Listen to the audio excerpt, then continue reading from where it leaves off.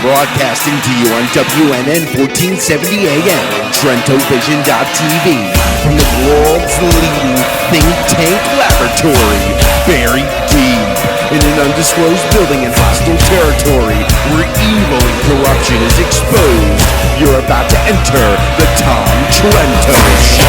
Down orders, all hands man your battle station.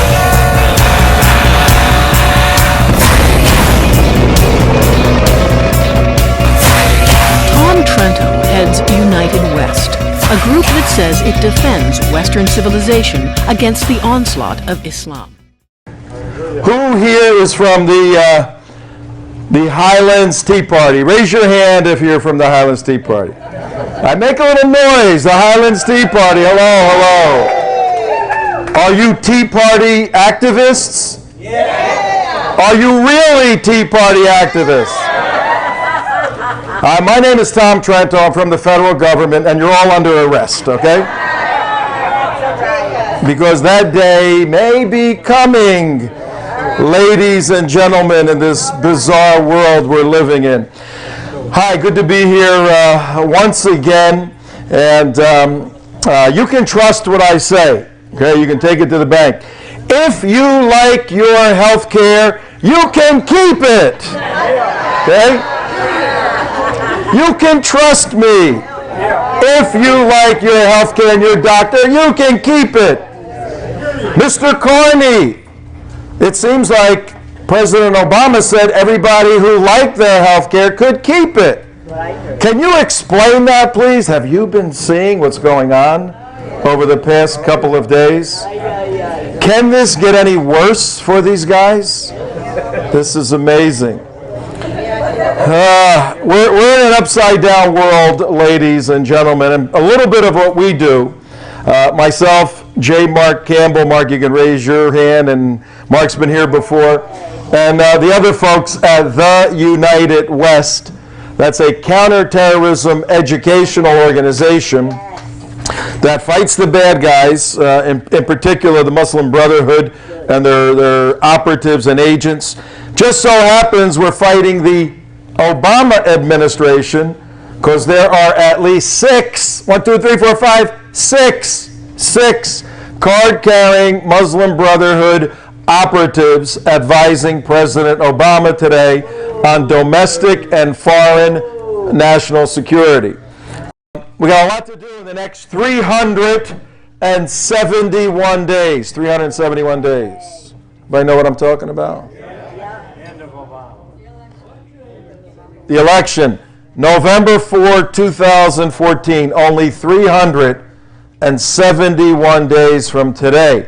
Critical midterm election, critical. If we lose this one, we being conservatives, I have been a loyal Republican for many years. I don't know how much longer I could stay in that position. Just like the Democrat Party changed from the days of JFK, the Republican Party is changing. And some of our Republican elected representatives in this state changing right before our eyes. And I do not see, help me if I'm wrong, I do not see, help me if I'm wrong, I do not see the United States Constitution changing positions as rapidly as some of the elected conservative politicians, even in this state, are. So if we lose this next cycle, conservatives, and we lose in 2016 to Mrs. Clinton, which is what it looks like it's going to be right now, most likely the United States cannot recover from 4 or 8 years of hardcore socialist policymaking and doctrine. And the national security policy that would come out of those 8 years, as a tremendous redistribution of wealth took place to pay for the continuation of low information voters to keep Democrats in office. 8 years of that would probably put the final nail in the coffin of what we understand to be a free enterprise, freedom-oriented, self-sufficient, United States of America. When you have more people consuming than producing, your home can't last long, your business can't last long, and God forbid your country cannot last long. So what we're going to do today is take kind of an eclectic ride all over the place. A couple of different places we're going to take you. We're going to take you into some pretty serious terrorism situations. We're going to take you into the splendor of Israel. We're going to take you into what we do. We have a radio show every day, 50,000 watt radio station out of Boca Raton, 5 o'clock every afternoon. And we're broadcast on the internet. We shoot a television show, basically. And some pretty important material. We deal with defending the Constitution, defeating Islamic Jihad, standing with the state of Israel. Supporters of Israel, make a little noise if you think Israel's a key national security partner. Critically important to us. We're going to show you a few slides. We just got back, Mark and I, from Israel. Second trip in 2 years, doing a national security survey. And our organization also stands against all things. Against all things. I don't think I found anything where the president and our organization agree with. We stand against President Obama on virtually everything. And I'm going to show you why in a minute. Now, if that gentleman walked in that door right there, Secret Service come in, they clear the room out, dogs come through. President comes up here. He says, okay, I got 10 minutes with the Highlands Tea Party. You can, she goes, you can ask me or tell me anything you want. You can tell me anything you want. 2 or 3 of you, if the president was up here, if he was actually up here, what would you tell him? No, one at a time. Just stand up and is there a mic out there, Jack? Just yell it out. What would you tell President Obama if he was standing and, you know? Please resign. Take a permanent vacation. Please resign. Take a permanent vacation. Okay, we get that off our chest. Anything of policy related or what else would you? What would you like to say to him? No, we just want him to get it. He's a liar. What about, let me ask you this. What about all your friends that voted twice for President Obama? They're probably not your friends anymore, but they used to be your friends.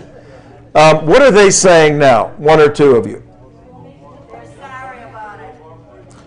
Is there voters' remorse, buyer's remorse? Are you saying that? Yeah, one of the reasons, and I'm seeing the same thing as we travel around the country, around different parts of the world, a buyer's remorse.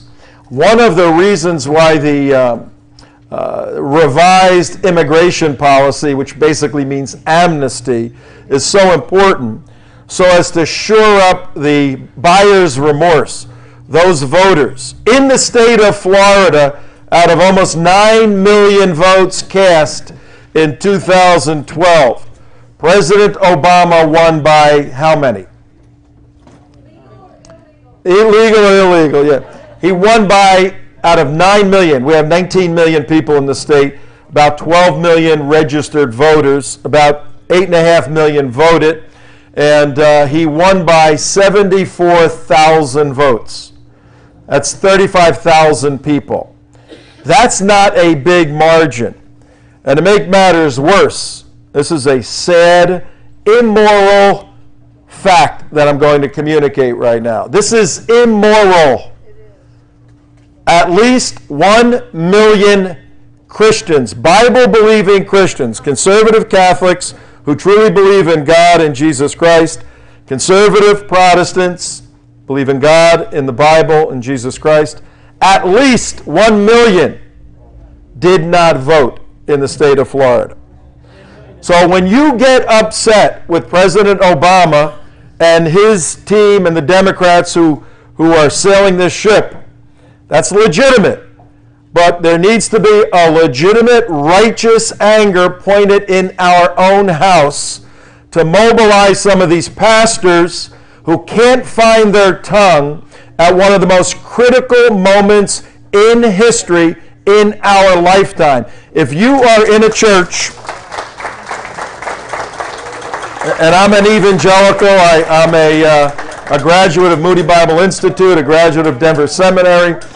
If you are a pastor or involved in a church and you can't find your tongue on the political issues of the day, you do not understand the scriptures, because pastors historically in the United States spoke to the political issues. It was only in the 1950s when Lyndon Johnson didn't want pastors morally critiquing his activity that he got through Senate the law that the 501c3 regulation that doesn't allow people getting a tax deduction, organizations, to speak politically. That's an artificial construct of this government. That's not a biblical principle not to speak politically. In fact, in a democracy where each individual has an obligation to participate in the kind of government you construct, you have a moral obligation to do that, and it's the role of pastors to guide the flock in those difficult decisions. Not to say, oh, I don't want to get too political, it may upset people in my church. That's baloney. That's right. Preach it. Preach it. So what we need to do to save America is put a lot of pressure on the priests and pastors. A lot of pressure. Make them feel the heat. We need to do that. We'll be laying that out in the days and months to come. But also we need to get in the back door of many of these churches, because the solution in this state and most of the swing states, you know, if we took 100 people out of office in Washington and put 100 good people in, the whole thing, the direction changes. That theoretically is how easy this is. We don't have to get our guns and go to war in the streets and all that. That's nonsensical. We got to win at the ballot box. And we need about 100 people to be changed somewhere. It's so critical to get into the churches. We do not need to pander to the gay vote and say, well, we got to bring the gays into the conservative party. We don't need to pander to the immigrant vote. Well, we've got to speak to the immigrant. My family is from, they're immigrants. They're from Italy, my family. They came over and left the other country and became producers, not consumers. What we need to do to win is mobilize conservative Christians, Catholics and Protestants. We do that, we can take this country back. We don't, we lose it. It's pretty simple. So, you ready? Yes. Ready for a few things? Okay. All right. In your hands, I'm going to tell you what we have for you. When you leave, we have a homework assignment. Everybody always asks, well, what can we do? We have for free one of these videotapes, documentary, Obsession, Radical Islam's War Against the West. Take it for free. There's like 50 of them there. If you need more, I got them in the car. We got a ton of them. For free. Watch it this week and then give it to somebody else to watch. In 1 hour, it will give you a tremendous overview on the Islamic Jihad, holy war, Islamic holy war, perpetrated against the United States that we are mishandling and losing right now. Very important, that's for free. You have 3 pieces of paper in your hand. One is information about our organization, United West Response Forum. During my presentation, take time to fill it out, and if you're in a position to donate, fine, but don't worry about that. Just give us your information. We'll put you on the mailing list. We also have this yellow sheet, very, very important. We want you to buy a book tonight. It's a book by a good friend of ours, Billy Vaughn, who works with Gary Burnson, who was here. Gary's a CIA agent, good friend of ours. This book is entitled Betrayed. It's the story of Extortion 17. Anybody know the story of Extortion 17? What is it? About a helicopter over in Afghanistan, and their son was one of these SEALs, along with 30 others. That were murdered. They were shot down, and basically it was a setup. Yeah, Extortion 17, August 6, 2011. A Chinook helicopter shot down 38 souls on board, 30 Americans, 8 Afghanis. About 17 of the 30 were SEAL Team 6, top-tier guys. And they were in the same group that that killed bin Laden May 1st, 2011. They got killed August 6, 2011. Many believe it was a payback for killing bin Laden. The 8 Afghanis that came on Extortion 17, call sign for the operation to go kill some bad guys that night, Extortion 17. The 8 Afghanis that got on board were not on the manifest, the original manifest. Somehow, 8 different people got on board than the 8 that were vetted out to be on board. This book is by the father of Aaron Vaughn, SEAL Team 6 member, Billy Vaughn. The yellow piece of paper is the sign-up. It is an amazing book that unlocks the failures of this administration. So fill that out, and you can give it to us or mail it in. And the third piece of paper from the United West, we're going to give you a little view of our national security briefing we had in Israel. We have already set the date for next year, November 8th, I believe it is on here. November 8th, 2014, right after the election. Take a look at, if you sign up with us, we'll send you information on this. But we're putting the trip together, and we're going back next year. An amazing, life-changing trip. Who here has not, NOT, been to Israel? You have not been to Israel. Okay. Of you who have not, how many of you are Christians? Okay. You got to go, all right? You got to, if you're a Christian, you must get to Israel. It took me 30 years, all through Moody, all through seminary. I always wanted to go. There's a war here, a war there, no money, this, that, the other thing. It's about $5,000 for about 10 days. Life-changing. Life-changing in terms of our faith and life-changing in terms of the national security issues that are so critical. You must, when you leave here, say, all right, I'm going to Israel, we're going to make it happen. And you pray, and God can do amazing things. All right? All right, national security briefing. That guy right there, President Obama, the most dangerous man in the world. What we're going to do right now, I'm going to run you through some pretty serious academic information so that when you see how this administration and this president governs, you have a better understanding, a deeper understanding.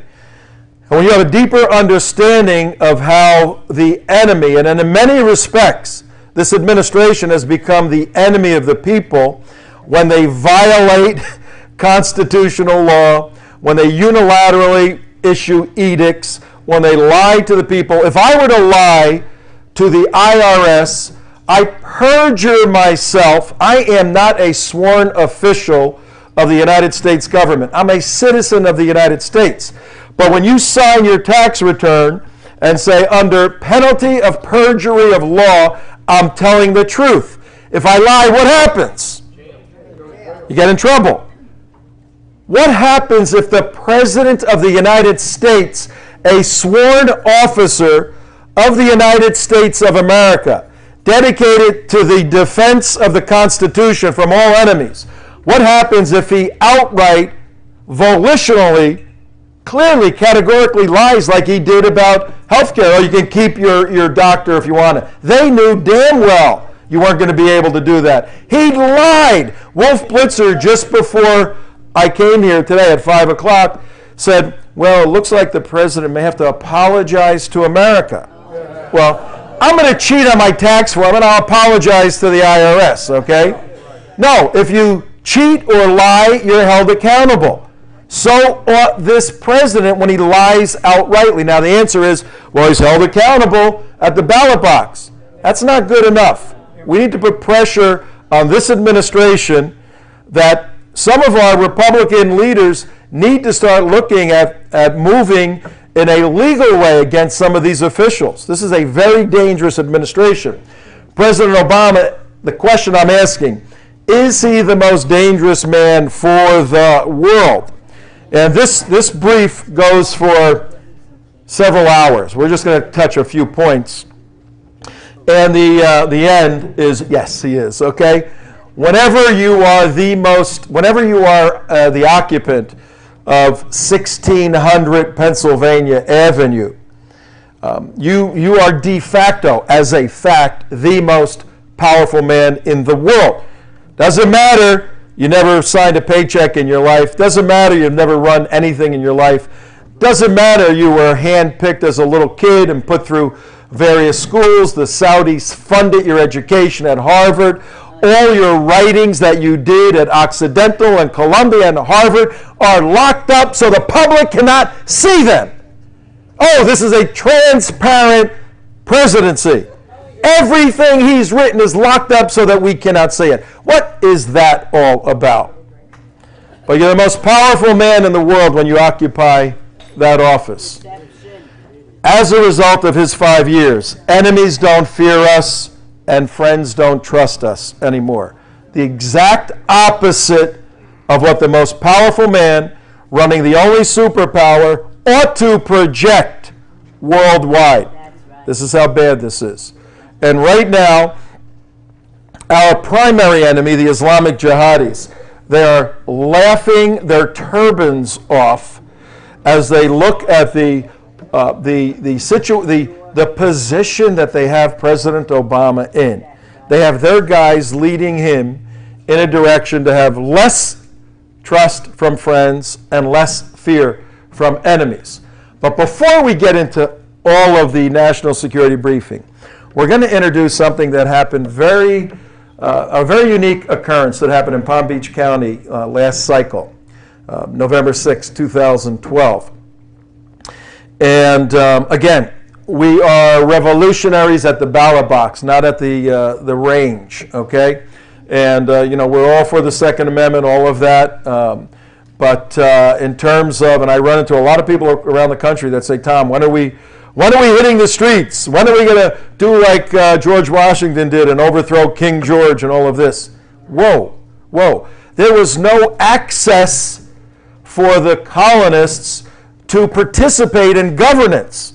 They were being ruled by a king and a colony. They had no political option. We have 1 million political Christian options that weren't exercised in November 2012. That's where the revolution is, folks. Not the romanticism of being in a gunfighting revolution. That's not where we are at. What happened in Palm Beach County is instructive for what could happen in other counties in this state and other states in this union. Now, we'll come back and do this in great detail. All we want this evening is for you to get a feel for the unique event that occurred in Palm Beach County. In our county, we have a highly Democrat county, Palm Beach County. Palm Beach, Broward, Dade, most of the population is down there, about 5 million people, and it's heavily Democratic. In fact, the numbers are, these are the vote results. But what occurred in Palm Beach County was, in spite of everything President Obama did, in spite of the Democratic majority, we delivered, compared to 2008, 32,981 more votes than we did in 2008. We increased the vote total for the Republican candidate in a Democrat county when the overall number of voters decreased in the state. There were fewer people who voted in 2012 than did in the big year of 2008. So you got to say what took place. Well, one of the things that took place, we decided, our organization, for 3 months to buy radio time in Palm Beach County and to broadcast a particular message. And we did that. And part of what we did, come on right in, ladies, just come right in. Grab a seat. Part of what we did was communicate a very hardcore message, no politically correct nonsense. We bought the time. And we were out there in speaking truthfully, powerfully, just like we're speaking right now, about President Obama, his failures, the failures of the Republican Party, the necessity to correct all of this. And so we had a very strong message. But what we did was we unified the Tea Party groups in Palm Beach, Broward, Dade, where our signal went. We unified folks from the Republican Jewish Coalition, folks that were buying Super PAC billboards. Wherever we saw anything taking place, we used our radio station as the central communications hub for unifying a message. And our message always had an activist component to it. Here's the information, here's the problem, here's the solution. Now what do? Get over to Jack Gillis, sign up 5 hours a week, make phone calls, getting people out to vote. Go over here, got very specific political action elements connected to our message. We've done all the homework and we've concluded that our model had a unique impact to suppress Obama votes, increase conservative Republican votes with a candidate that was not conservative at all. We were able to do this and do it quite successfully, and now we're traveling around the state. One of the reasons why we're here is to share this information with other like-minded groups and say, look, we got a real winning plan here now. We were number 2 in suppressing Obama votes out of all the 67 counties. We were number 1 in increasing Romney votes. We were number 1, we were 21st. Oh, Highlands, this is you guys now. You guys, how many, well, we'll get to that in a minute. You were 21st out of 67 counties in suppressing the Obama vote. When you work in a political campaign, you suppress the other guy and you increase your guy. You have a two-pronged attack. There are 1,987 fewer votes for Obama in 2012 than there were in the record year 2008. Give yourselves a hand. That's pretty good work.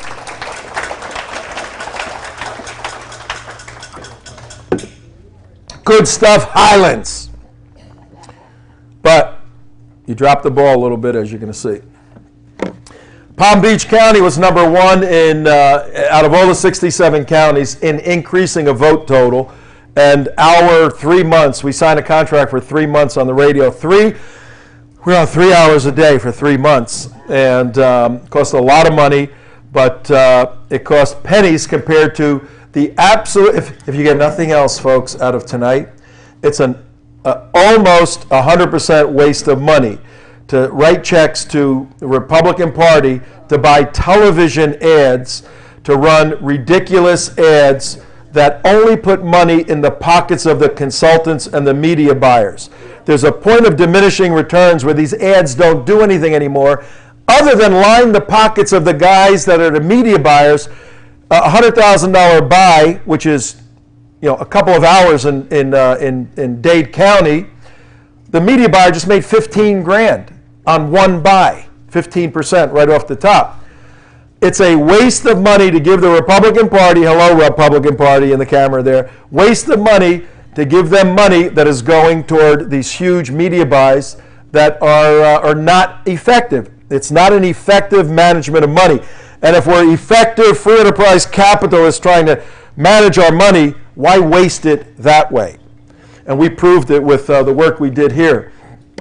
Highlands was number 65. That's bad. There's only 67 counties. 2 of the counties, everybody's dead in those counties, I think. In Romney votes gained. Yeah, you actually had fewer votes for the Republican candidate in 2008 than you did in 2012. And with the suppression you had, it's a little hard to understand why. Maybe some of your guys can figure that out.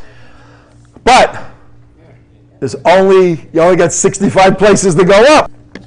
And these slides here go on to show how amazing what occurred in Palm Beach was. And we're not taking all the credit by any means.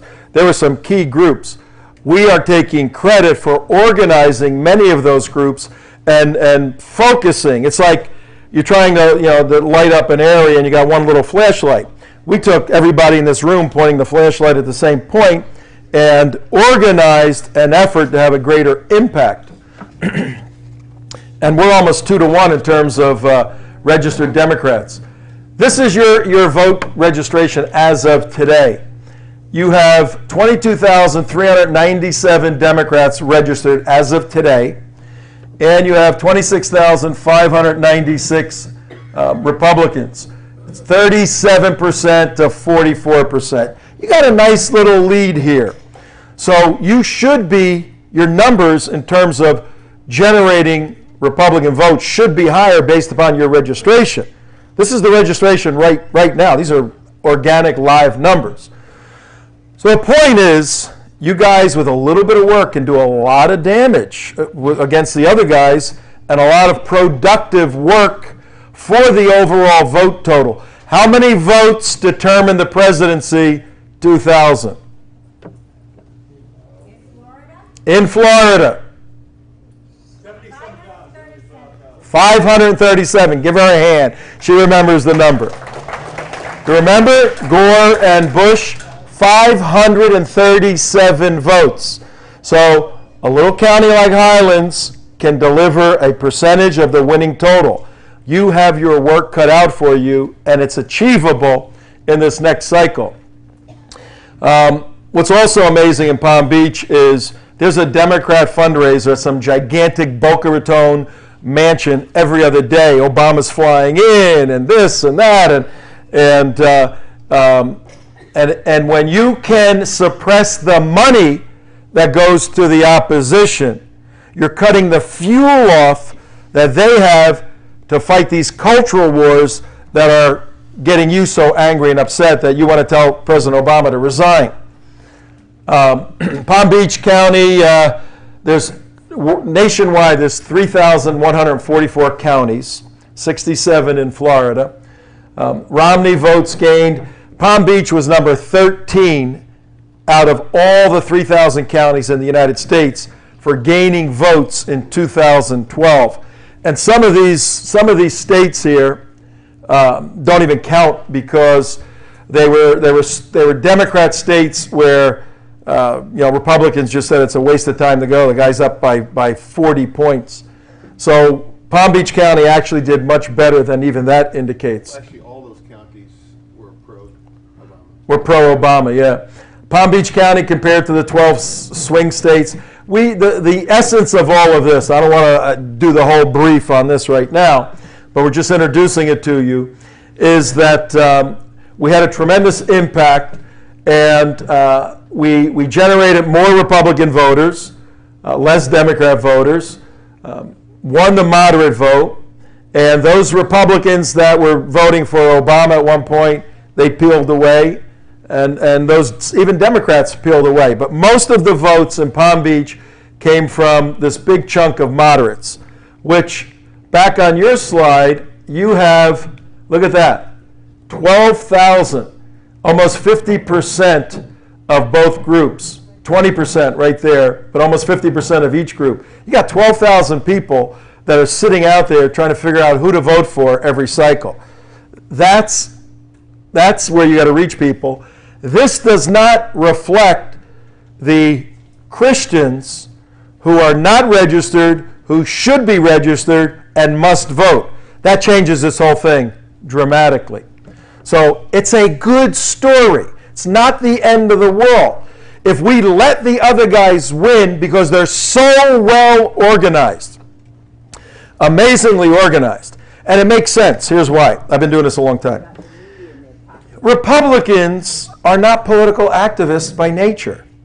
We're the ones that want to homeschool the kids and let them go to become doctors and lawyers and go into the ministry and build a business and have good, strong families, all of that. That's typically what defines the Republican Party over many years.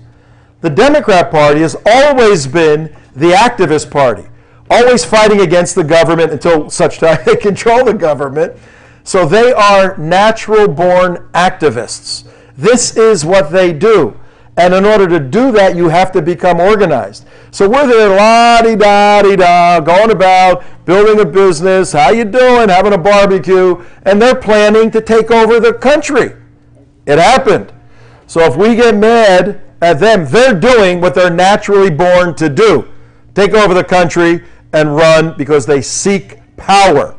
We seek family and love and compassion and concern. They seek power. Well, if you want to fight this battle, you're going to have to get in the trenches, as we all know, and increase the success capability based upon what we've been doing. Voter turnout, what happened in Palm Beach County, we flipped votes, a lot of lessons learned. Bottom line, many people think we're on the eve of destruction. And Western civilization, that sort of depicts where some people think we are headed. 371 days from today is 11/4/14, a very, very important day in the history of the United States of America. Let me stop there, take one or two questions, and then we're going to get into some of this information about President Obama. Thoughts, comments, quick statement? Yes, sir. Do you have the name of those 6 people that are card-carrying neighborhood? Yes, we have their names, we have their bios, we have their work, their backgrounds. One of whom was Uma Abedin. Uma Abedin is the wife of Anthony Weiner. Anthony Weiner ran for mayor of New York City. Uma was Hillary Clinton's one of her main advisor on national security, all of that. And she also worked for the government as a consultant overseas. She may still be on that payroll now. She's one of them. Another one is Imam Mohammed Majid. Imam Mohammed Majid.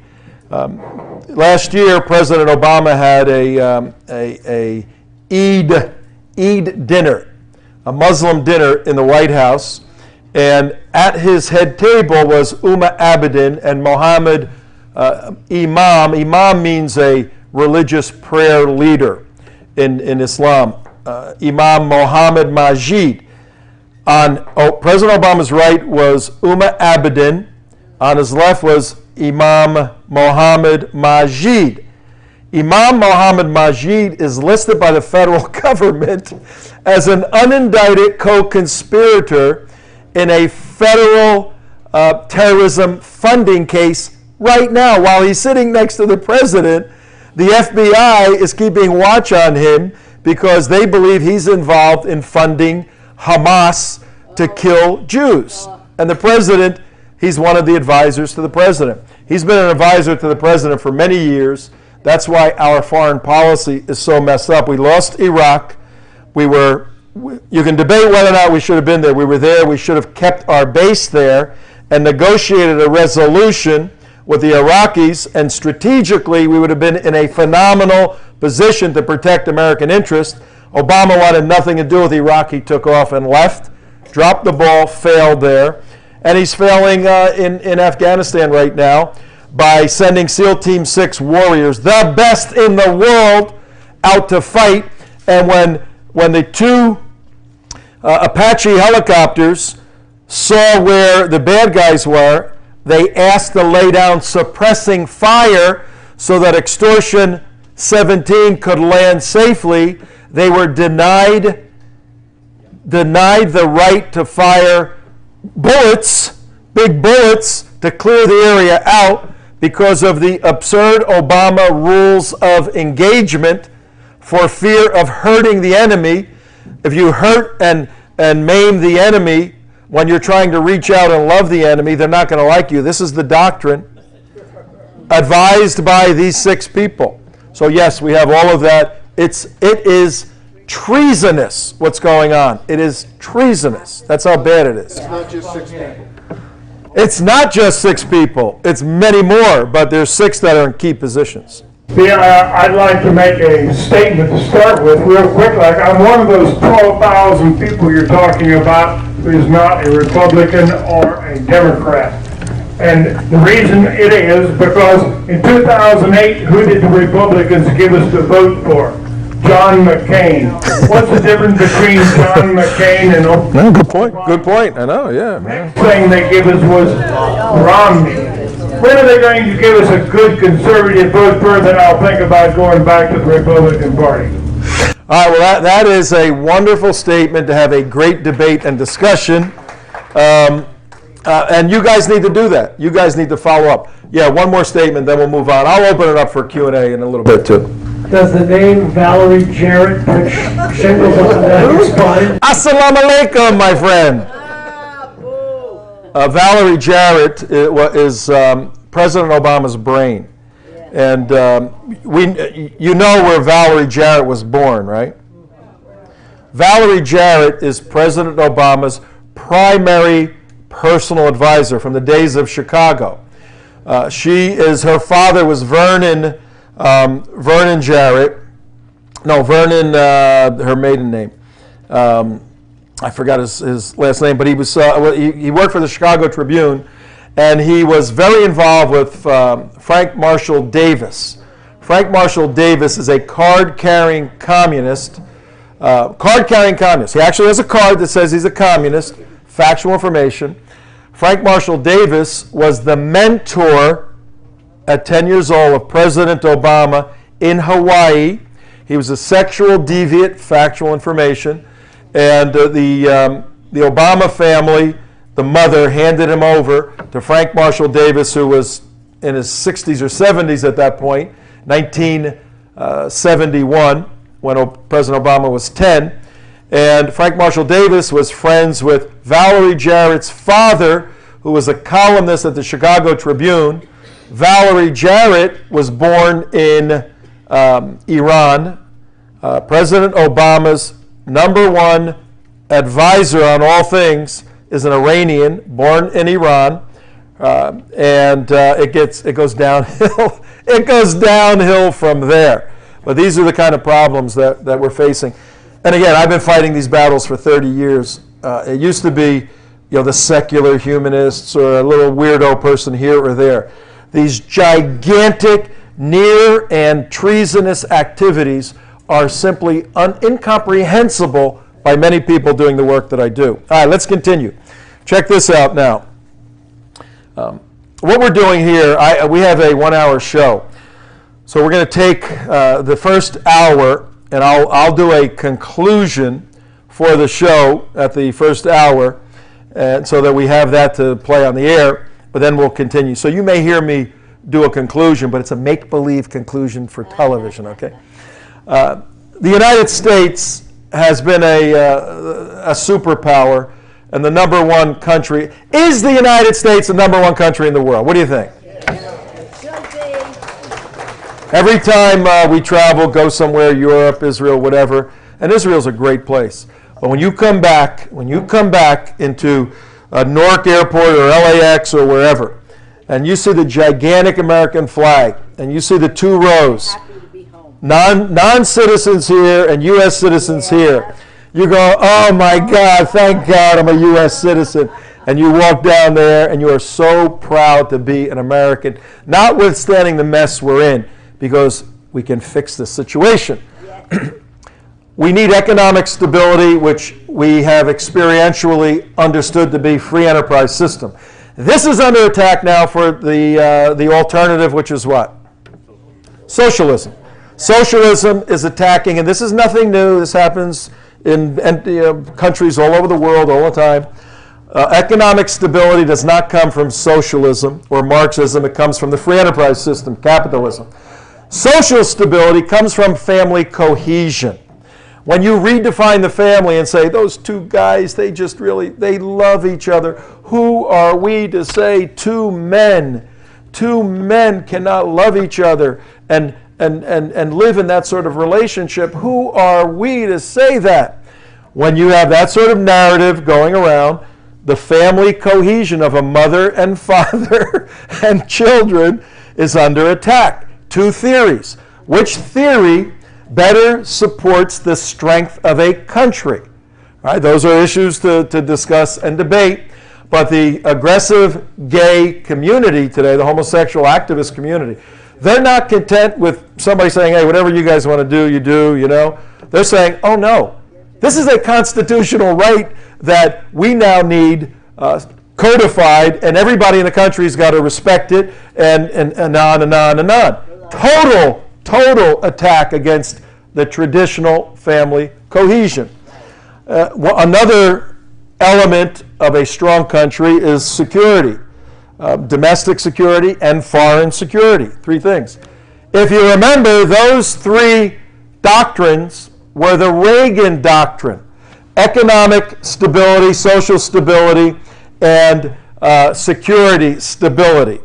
That's where he built his famous three-legged stool of how you construct a sound, vital country. Ronald Reagan. Anybody remember him?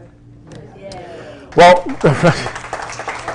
right now we have many battles to fight. We have Agenda 21 and all the cultural battles that are going on. But a battle that reaches culturally into the institutions of America, into business and law and education and media and arts and entertainment and education. Those are the cultural institutions that all functioning together make a country great if you're all singing off the same page. The battle we're facing right now where there's a cultural attack internally and a foreign attack externally is articulated and identified in the relationship between these two countries right here, the United States and Israel. Some folks think we're on the eve of destruction, and many Christians I know of say, it's looking like the end times, Tom. Looks like Armageddon is around the corner. Looks like the prophecies are coming together. I've heard that all my Christian life, and I was in the ministry for about 10 years. Yeah, I've heard that a lot, and I've always kind of kept a step back from, Adolf Hitler, is he the Antichrist? I have never seen the three eschatological systems: Christianity, Islam, and Judaism. Each has an eschatological.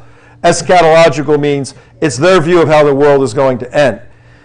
I've never seen the three eschatological systems so align with the geopolitical events of the day in such a way the advent of atomic destruction can indeed now physically bring about global devastation that is indeed, small a or big A, apocalyptic. This is a very dangerous, very strange time in which we live. That picture is the center of it. You're looking at what down the bottom of the picture? The Wailing Wall, or the Western Wall. It's the Western Wall of the city, not of the temple, of the city where the temple was. And what's that golden thing right there? An ugly mosque. Okay. It's the Dome of the Rock. It is not. You learn something every day, you're learning something today. It is not a mosque. Okay. It is not. Not a mosque. The Mosque of Al-Aqsa, A-Q-S-A, the Mosque of Al-Aqsa is right next to it, about 100 yards away. We'll show you that in a minute. That is, it's over here. That is a building that was built in 693, the Dome of the Rock. Dome of the Rock. What's the rock? The rock that the dome is over is the rock that Abraham put Isaac on. Remember, he put Isaac on to sacrifice the son of promise, and God intervened with a scapegoat. Well, that's a significant place in Jewish history, the holiest of places, and it was upon that rock that the first Jewish temple and the second Jewish temple were built. When Islam originated in Saudi Arabia, a couple hundred miles from there, and advanced out, went into Israel in the late 600s, and conquered Jerusalem. And Muslims do what Muslims do. When they conquer you, they build a beautiful edifice or a mosque over your religious thing to say, guess what, Jews? Guess what, Ground Zero in New York? We knocked your buildings down. We're putting up a mosque at Ground Zero now. Remember that battle? We were in the middle of fighting that battle and keeping that mosque at Ground Zero will never be built. Believe me, that ain't never going up. Because you can clap for that for sure.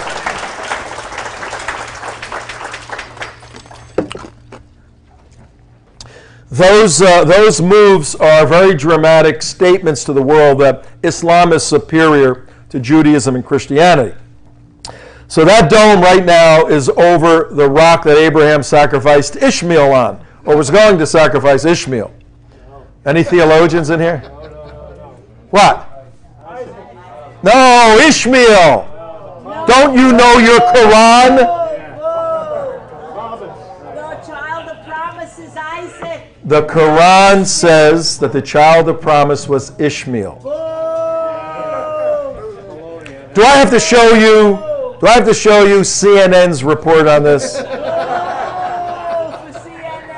CNN did a story the other day during the Hajj, which is one of the 5 pillars of Islam. It was last week. And they gave the story of Islam and talked about how Abraham was going to sacrifice Ishmael on the rock, and God intervened. And then CNN in their story went to say, and there's another version in the Torah too about this, right? That's how ridiculous this is. But that's the battle, folks. Muslims believe that Abraham was going to sacrifice Ishmael. Therefore, he was the son of promise. Therefore, Islam is superior to Isaac, the son of promise, according to the Hebrew Bible. And Muslims believe that Jews failed in taking the light of Torah, the law, to the world, and God intervened and brought in Jesus Christ as Messiah. And Muslims believe that Christians failed in having Jesus Christ, who only came as a love thing. You can't tell people to love you. They're not going to listen. You've got to kill people if they don't listen. So Islam comes along and says, the Jews failed, the Christians failed. Muhammad is the final prophet, and he's a prophet warrior. He's a fighter who, if you don't listen, then you will die, but you will follow Allah. That's the battle right now in the middle of that. Yes, Mark? 5 minutes. I think you're waiting. That's the signal. Okay, we'll go down to 2. Yeah, I see it right there.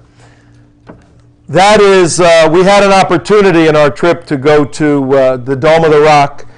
You had to go through special Israeli security to get up there. It's up at a higher level than where the Wailing Wall or the Western Wall is. Did you go underneath in the tunnel? No, they ain't letting anybody in there right now. Place is locked down. There's archaeological digs going on looking for some of the old temple. But the Muslims control this. The Jews up here control the law enforcement in Jerusalem. But they've deferred to the Muslims, the morality police, to watch over this area, which is 30 acres or so. It's a very big area, probably 6 or 8 or 10 football fields. That whole area. One side is the dome, the other side is the mosque.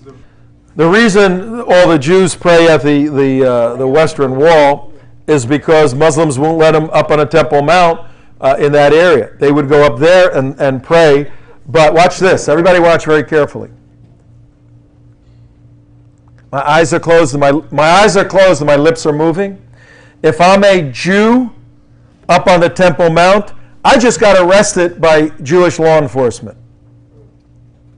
Jews are not allowed to move their lips, which indicates they're praying, on the Temple Mount because Muslims are so seriously offended by a Jew praying up there, and they get arrested by their own law enforcement people. It's a huge battle going on in Israel right now.